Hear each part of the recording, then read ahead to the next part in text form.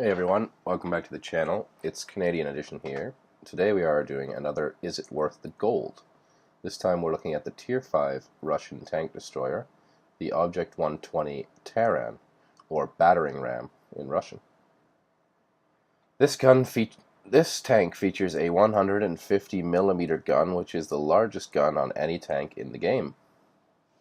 The shells for this tank are amazing for a 7.7 vehicle, with 480mm penetration on the Heat FS and 405 at 10 meters on the APDS FS.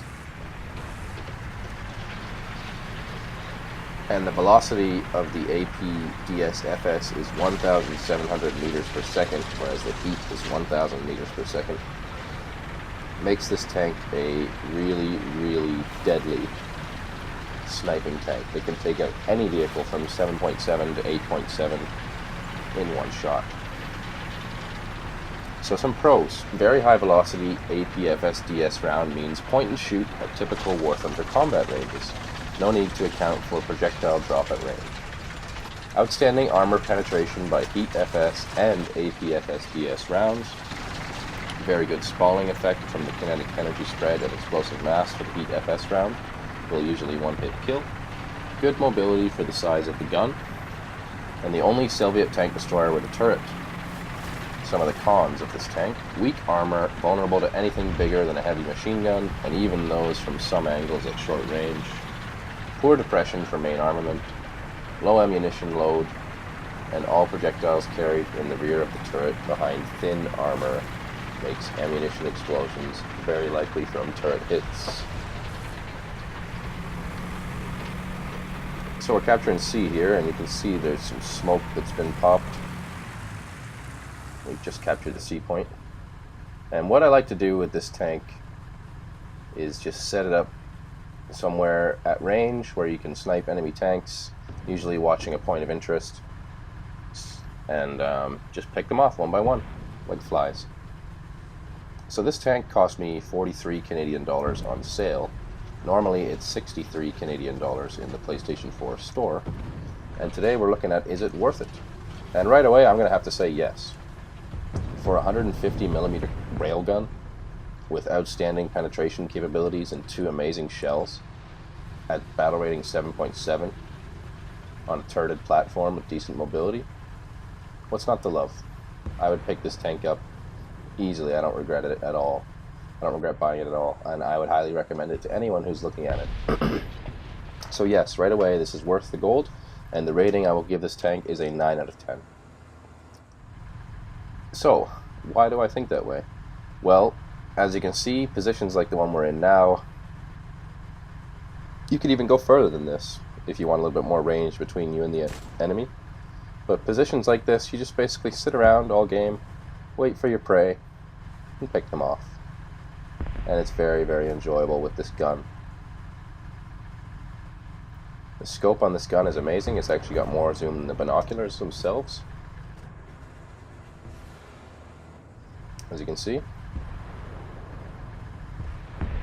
And the velocity of the shells, we have 1,000 meters per second for the Heat and 1,700 meters per second for the APDS FS.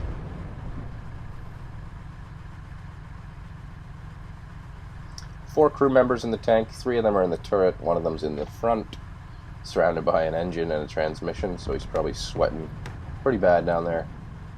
Ammo all over the turret, the rear of the hull, engine, transmission all over the front of the hull, fuel tanks lining the sides. This is the death trap if you get shot, this tank.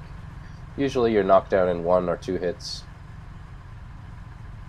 so it's a bit of a glass cannon. But in terms of sniping tanks, this is easily one of the best. And certainly one of the best Russian sniping premium tanks.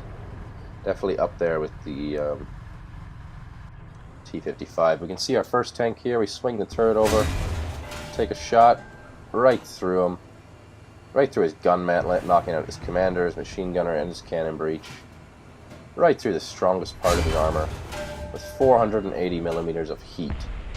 And we knock him again, and that was a T-32 tank. We just smashed his armor like it was nothing. You can see the power of this cannon right away, and I would expect nothing less from a 150mm cannon with this kind of velocity on it. Just another shell into him there to make sure he's not not breathing still.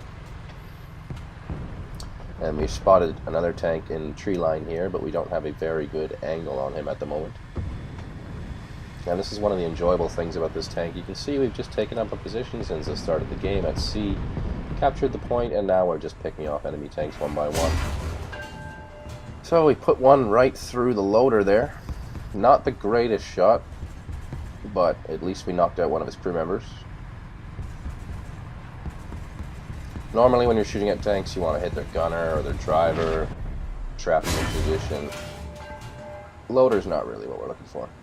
So you can see that that shell actually hit a tree, and the shrapnel still went in and damaged some of his viewports. I think we're fighting a Ho-Ri, which is a Japanese premium tank destroyer, so it's a bit of a premium tank destroyer brawl here. And we're firing several shells and missing.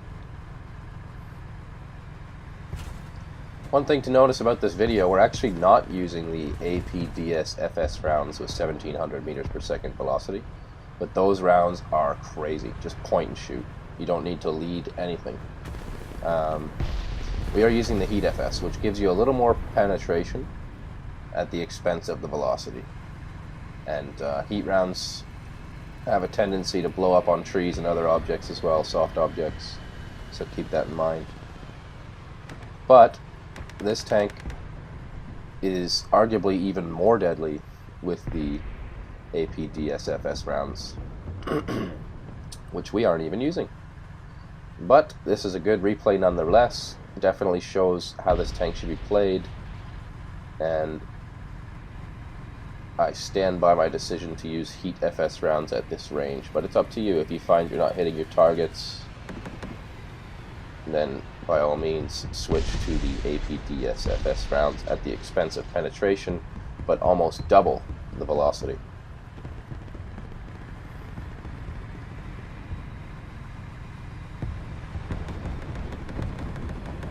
You can hear some jets flying overhead, the new sounds in War Thunder. The jets have really nice sound effects. If you've ever been in a... Oh, we see someone shooting their gun off over here. Unfortunately, we don't have the shot, so we're going to have to move up on this hill and try and get a shot. And we can see him take the shot, and we hit a tree. Looks like we hit a tree there. So we're switching to the APDSFS rounds now, and look at how close the spread is. We're lining him up, and target destroyed right through the center, knocking him out, exploding his ammunition. That was a STB-1 Japanese tank, medium tank. So we're back to the Heat FS now, and we've spotted another tank. Looks like a T-29 or T-32. Boom! Knock out his engine and tracks, and he's on fire. He's not going anywhere, which will allow us to put another round into him. And he's probably sitting there right now thinking, where the fuck did I just get hit from? Another shot into him, take out his machine gunner and his fuel tank, set him on fire again. And the final shot will go right through the front of him, knocking out his commander, driver, gunner, loader, vertical cannon drive. That was an M46, which I believe is a Patton. Not too sure on that one, but that was an M46 that we just knocked out there. That was not a T-29 as I originally thought. My mistake. But that brings us up to 2 kills, maybe 3 kills. Might have lost the track. No, 3 kills. And we take our first hit. Our gun breach is gone, and we've lost 2 crew members. Looks like our gunner and our loader. So we're down to the commander and the driver. We're just going to repair and replenish our crew. We don't know where the hell that came from, but we're hoping that they don't hit us again. You can see this tank does have some survivability. I suppose we got lucky there. The shot went through the front of the turret, knocking out 2 crew members and the breach instead of the ammo in the back of the turret, so you could say we got lucky there. Someone tries to drop a bomb on us and misses, but it looks like they did knock out a Leopard on our team. So, sorry to hear that, Mr. Leopard. We're trying to figure out where it is we got shot from here. We've repaired our cannon breach and replenished our crew up to 3 members now. But we still are commanderless by the look of it. We're down to a gunner, a loader, and a driver. So we're scanning with our binoculars, trying to find some targets here, figure out what's going on. The enemy has A and B, and we have C point, which is where we've been defending all game, trying to hold the location. Looks like we've spotted something causing us to swing the turret around. I'm not sure what. Normally we don't swing the turret around. It gives away your position really easy if enemies see movement, unless you're ready to shoot.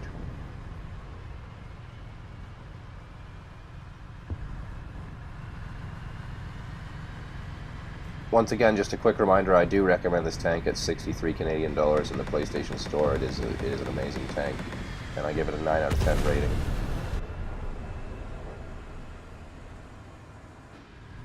We're trying to get a target here. A little bit of downtime. Oh, there's a barrel. Yep, there's a tank. Boom. Engine, track, radiator, fuel tank. And he's turning his turret towards us. Will he get the shot off? Does he know where we are? Ooh. Oh, he took out his cannon barrel and he's toast. Any shots he puts into us now will blow up his own tank. Yep, one right through the front of him. Weird bounce off his turret down into his fuel tank. He's on fire.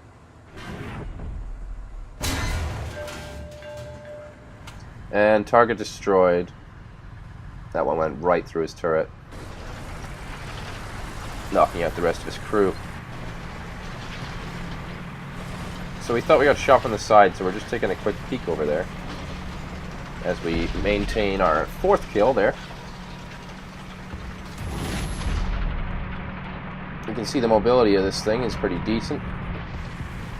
Looks like someone's shooting at us. So we're going to pop back up here. The gun depression in this tank is horrible. But this guy's not looking at us, so we're going to try and get a shot off on him, and we've been taken out by an enemy plane. Thanks for watching, guys.